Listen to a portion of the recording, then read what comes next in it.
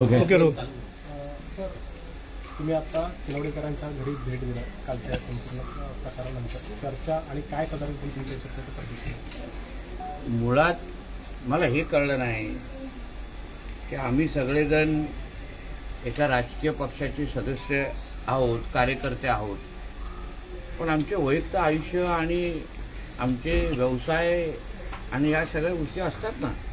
कोण हॉटेल व्यावसायिक आहे, कोण पर्यटन व्यावसायिक आहेत, कोणाचे क्रशर आहेत, कोण रोड कॉन्ट्रॅक्टर आहेत ना सगळ्यांचे. आम्ही राजकारण समाजकारण धरून आम्ही पक्षाचं काम करतो, कारण का आम्हाला पक्षाची विचारधारा आवडते.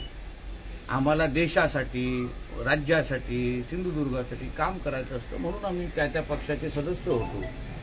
पण त्याच्यामुळे आम्ही आमचं वैयक्तिक आमचं जे पोटा पाण्याचा जो विषय आहे तो तर बाजूला ठेवू शकत नाही ना. आणि तेच आमचे विजय केनोडीकर आता नाही वर्षानुवर्ष करतात. त्यांचं बाजारपेठामध्ये त्यांचं स्वतःचं दुकान आहे, त्यांचा व्यवसाय आहे, आणि व्यवसायाच्या दृष्टिकोनातून त्यांच्या घरामध्ये अशा पद्धतीचा उलाढाल असेल तर मला कळलंच नाही काय चुकीचं आहे. मला कोणाच्या आरोप प्रत्यारोप या भानगडीत जायचंच नाहीये. कारण का तो आता सगळी ही पूर्ण तक्रार कोणाकडे गेली आहे? राज्य निवडणूक आयोगाकडे गेली आहे. पोलीस चौकशी करतायत.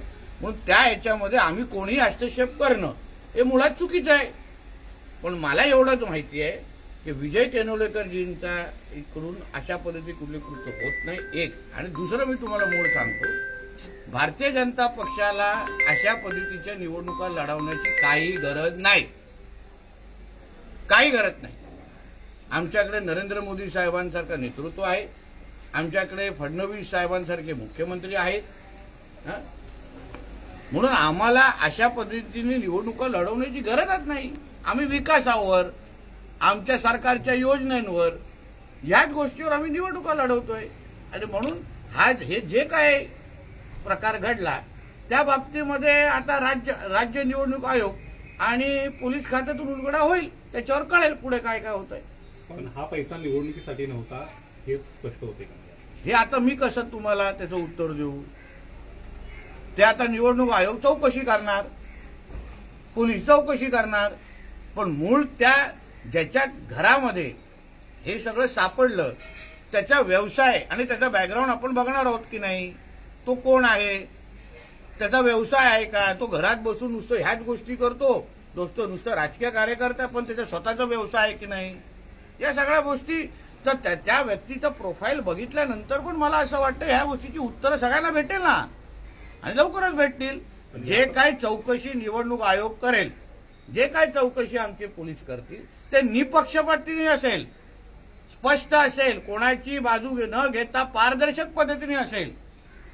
आणि आता नुसत्या एकच तक्रारी नाही, सगळ्या तक्रारीवर निपक्षपाती होणार, पारदर्शक होणार.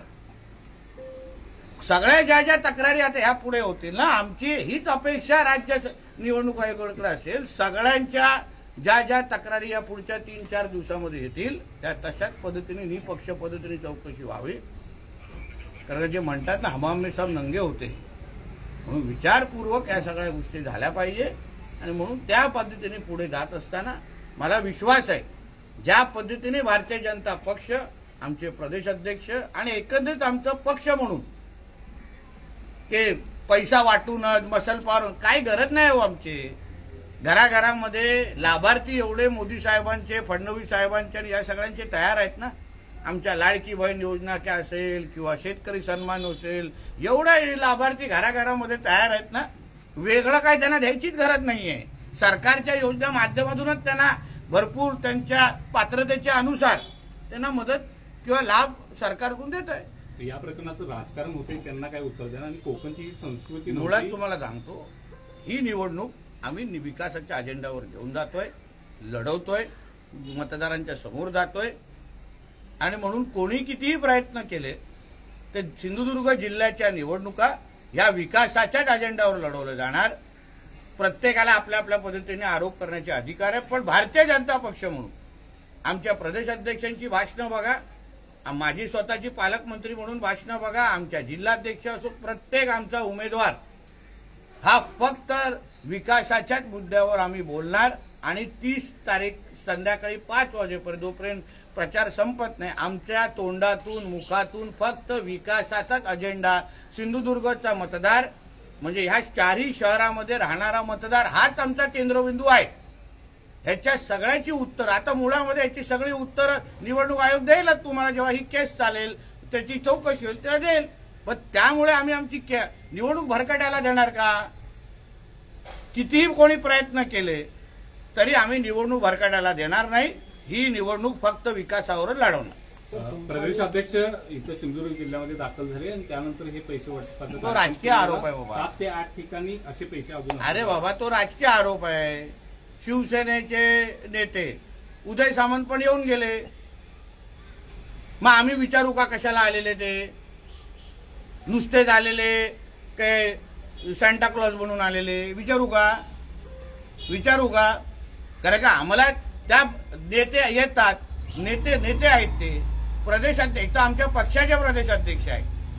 चव्हाण साहेबांनी पुन्हा कोकणामध्ये ज्या पद्धतीने भारतीय जनता पक्ष रुजवला, लोकसभा विधानसभा ज्या पद्धतीने तेव्हा महायुती म्हणूनच काम केलं ना, तेव्हा हेच चव्हाण साहेब होते. आणि आताही ते राज्याचे प्रदेशाध्यक्ष आहेत. आणि म्हणून कोणी आमच्या जिल्ह्यामध्ये अगर येत असतील, प्रचारासाठी येत असतील, राज्याचं आमचं नेतृत्व आहे ते भारतीय जनता पक्षाचं, त्याच्यावर मला नाही वाटत आक्षेप घेतला पाहिजे. सर, म्हणजे आता या संदर्भात तुम्ही सत्तेमध्ये मित्र पक्ष देखील राज्यामध्ये, तुमचं काही कम्युनिकेशन झालंय की निलेश राणेंसोबत आणि भविष्यात या विषयावरती कधी? आम्ही आमच्या निवडणुका लढवतोय ना, आमच्या निवडणुका लढवतोय. ते त्यांच्या पक्षाची निवडणूक लढवतोय, ते त्यांचे नेते म्हणून शिवसेनेची बाजू धरतायत. आम्ही भारतीय जनता पक्ष म्हणून लढवतोय. आमच्या सिंधुदुर्ग जिल्ह्यामध्ये आम्ही स्वबळावर मैत्रीपूर्ण लढत आम्ही लढवतोय. आणि प्रत्येक पक्ष आपली आपली बाजू लढतोय, म्हणून त्या पद्धतीने कोण काय करतंय हे बघण्यासाठी, कम्युनिकेशन करण्यासाठी ह्या निवडणुका नाही. खोटं नेरेटिव्ह पसरवलं जातंय असं रवींद्र चव्हाण यांनी म्हटलं. स्पष्टच आहेत ना.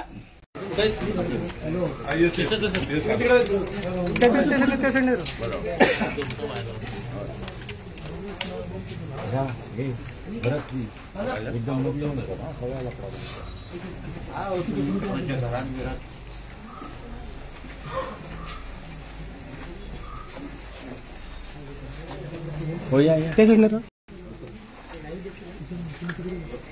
ना 3 लाईन. हो, 3 लाईन.